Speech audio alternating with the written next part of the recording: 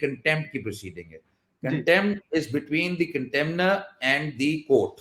ये लोगों के मैं क्लियर करने के लिए, इसमें आपको पता होगा कि एक अली नवाज खरल साहब है, उन्होंने एप्लीकेशन भी लगाई थी इस केस में, तो कोर्ट ने उसको मुस्तरद करते हुए यही कहा कि ये तो हमारे मेरे और कोर्ट के बीच में और कंटेम्नर के बीच में, आप बीच में कहां से आ गए, तो इस केस में कोई और पार्टी नहीं बन सकता। हाँ, जब आपका सवाल है कि जिसमें उनको कॉल किया जा सकता है, वो एक पिटिशन फाइल की है बैरिस्टर सलाउद्दीन साहब ने, उसमें उन्होंने कहा है कि जी जावेद हाशमी साहब ने भी ये कहा, I don't not sure Javed Hashmi साहब का, उन्होंने शौकत अजीज सिद्दीकी साहब का भी जिक्र किया है, ऑडियो लीक्स का भी जिक्र किया है, और मेरे वालिद साहब के एफिडेविट का भी जिक्र किया। उन्होंने कहा तीनों इवेंट्स, तीनों चीजें जो हैं वो एक ही चीज को लीड करती हैं, तो इस पे एक इंडिपेंडेंट जुडिशियल इंक्वायरी होनी चाहिए। उस पिटिशन पे जो मेरे जहां तक मुझे इल्म हुआ है वो 8 तारीख को लगा था, और उसमें शायद नोटिस हो गए हैं, तो उसमें इंक्वायरी में सबको बुलाया जा सकता है, इवन जावेद हाशमी साहब को भी बुलाया जा सकता है, इवन शौकत अजीज सिद्दीकी साहब को भी एज अ कोर्ट विटनेस बुलाया सकता है कि जी इंक्वायरी में एविडेंस रिकॉर्ड होगी ना। फिर क्या है बताएं कि आप लोग का ग्रीवेंस क्या था, आपने क्यों उस वक्त ये बोला था, तो उनको एज अ विटनेस भी बुलाया जा सकता है, गवाह के तौर पर भी बुलाया जा सकता है। बिल्कुल ठीक है। अच्छा सर, राना शमीम साहब यही बात की थी ना। जी जावेद हाशमी साहब ने क्या कहा था, जावेद हाशमी साहब ने कहा था, एक असूली मौकफ दिया था कि मैं पार्टी को क्यों छोड़ रहा हूं, क्योंकि इमरान खान साहब ने उनको कहीं अपनी नीची पार्टी में या अपनी दोस्ती यारी में ये बताया था कि जी एक जज एग्री कर गए कि जी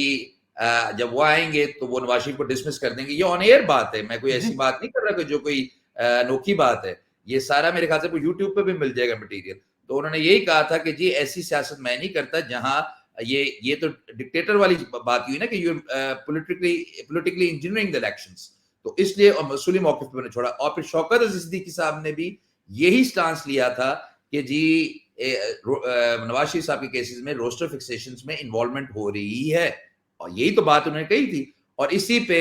उनके ऊपर एक्शन हो गया कि आपने कोड ऑफ कंडक्ट की वायलेशन की, उनको तो डिसमिस कर दिया, लेकिन कोई लीगल फर्दर एक्शन उनकी बात पर नहीं लिया गया।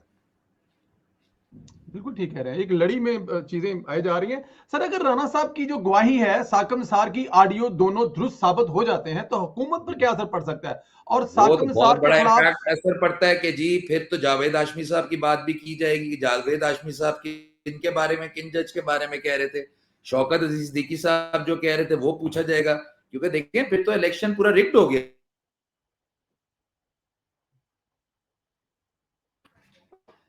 Hello ji, I am I ji, I with can you? Hear you, I can ji hear ji, you. Ji ji sorry there was some interruption. मैं कह रहा हूं कि अगर ये प्रूव हो गया कि नवाज शरीफ साहब को गलत डिसमिस किया गया था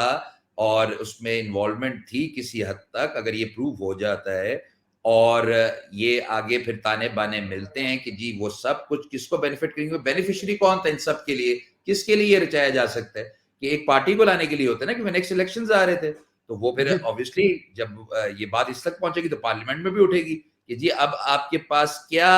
मॉरल स्टैंडिंग रहेगी टू होल्ड दिस पोजीशन, क्या आप तो बेनिफिशियरी हैं टू ऑल दिस फियास्को जो हुआ है, जो पेंडोरा बॉक्स खुलेगा जब इंशाल्लाह, बिल्कुल तो ठीक हुकूमत सर। जा सकती है, हुकूमत टॉपल ओवर हो सकती है इस पे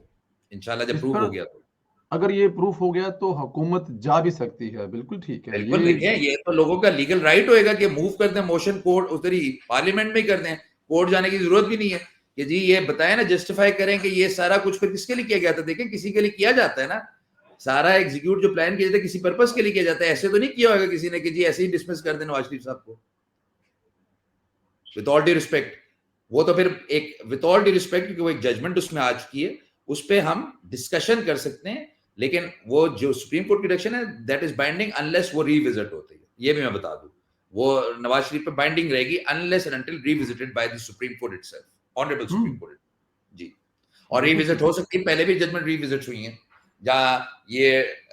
कंक्लूजन ड्रॉ हो जाए कि कोई भी चीज इन्वॉल्वमेंट थी ऐसी जो लॉ के लिहाज से उसको गलत समझा जाए, तो रिविजिट हो सकती है, उसमें कोई कदगन नहीं है लॉ में, सुप्रीम कोर्ट के ऊपर कोई कदगन नहीं। इसमें पहले मिसालें मौजूद हैं। जी जी, रिविजिट हुई हुई हैं जजमेंट्स, बिल्कुल अभी मेरे दिमाग में नहीं, वरना मैं आपको बता देता कुछ जजमेंट्स रिविजिट हुई हैं रिसेंटली, खासतौर पर चौधरी इफ्तिखार जमान साहब के जमाने में रिविजिट हुई थी। बिल्कुल ठीक है। चले सर, अब पहले तो आप जिक्र कर चुके हैं, अदालत ने अगर राना शमीम साहब को अगली समाअत पर हलफनामा हर सूरत जमा कराने का जो हुक्म दिया है, अगर हलफनामा जमा नहीं कराते तो अदालत क्या कार्रवाई कर सकती है? वो उन्होंने कोर्ट उसमें ऑर्डर में लिख दिया कि then the contempt proceedings will be initiated, कि जो चार्ज फ्रेम हो जाएगा ऑल दी कंटेम्प्टर्स के अगेंस्ट या जिसके खिलाफ भी कोर्ट चाहे, वो कोर्ट की मर्जी है किसके खिलाफ भी चार्ज फ्रेम करे। बिल्कुल ठीक है। सोशल मीडिया, यहाँ पे लाखों बातें होती हैं और हमारा प्रोग्राम भी सोशल मीडिया पे चलता है। आप इस वक्त लंदन में मौजूद हैं, क्या आप भी इसी सिलसिले में आए हैं, हलफनामा लेकर पाकिस्तान जाएंगे वापस? नहीं जी, ये मैं पहले भी बता चुका हूं कि मैं गलती से एक अदना सा लॉयर हूं, एडवोकेट